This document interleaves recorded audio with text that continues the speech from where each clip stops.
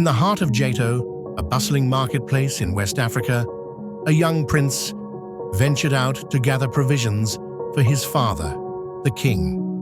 The market was alive with the sounds of traders, the aroma of spices, and the buzz of everyday life. But amidst the crowd, something stopped him cold in his tracks. Standing just a few feet away was a figure draped in mystery, a figure he instinctively knew was death. Shaken to his core, the prince rushed back to the palace, his face pale, heart pounding. He burst into the king's chamber and gasped, "Father, I saw him. I saw death in the marketplace." He made a gesture toward me, one that felt like a threat. "Please, I beg you, let me flee."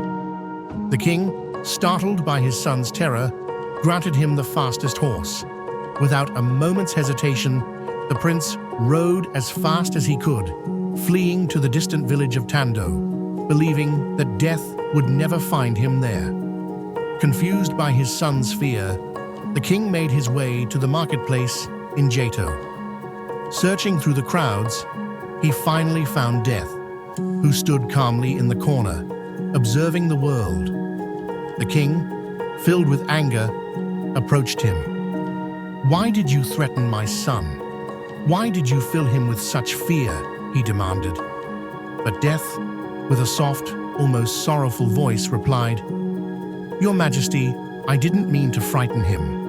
I was just surprised to see him here, in Jato, because I have an appointment with him tonight, in Tando."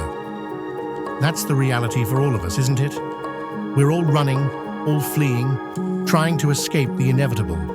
But no matter how far we ride, no matter where we go, death will always find us when it's time for our appointment. Here's the real question. Are you living fully before that day comes? We all think we have time, but the truth is, time is slipping through our fingers every second.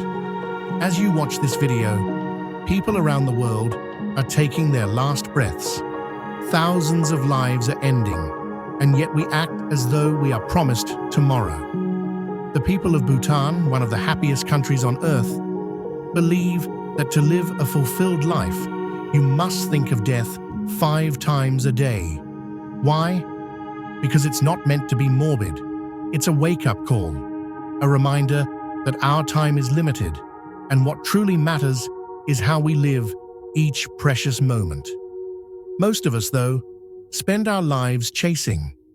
We're chasing status, wealth, recognition, always wanting more, never truly satisfied. It's like the ancient story of the hungry ghost from Buddhist tradition, a creature with a huge belly and a tiny mouth, always craving but never able to consume enough to satisfy its hunger. Isn't that how we live today? No matter how much we get, it's never enough. We keep searching, keep consuming, but nothing seems to fill us. There was an 85-year-old woman who, at the end of her life, wrote a poem. She said, "If I had my life to live over, I'd make more mistakes next time. I'd relax, I'd be sillier, I'd climb more mountains, swim more rivers, and eat more ice cream. I'd take fewer things seriously. I would travel lighter, take more chances, and live with less worry." You see, at the end of life, what people regret is not the risks they took, but the risks they didn't, the life they didn't fully live. So I ask you, what does living fully mean to you? Not in the eyes of others, not according to society's standards, but to you. True freedom isn't found in wealth or fame. I've met people who had everything they could dream of and still felt imprisoned by their own desires.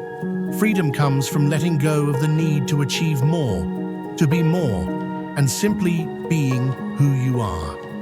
Let me end with one final story.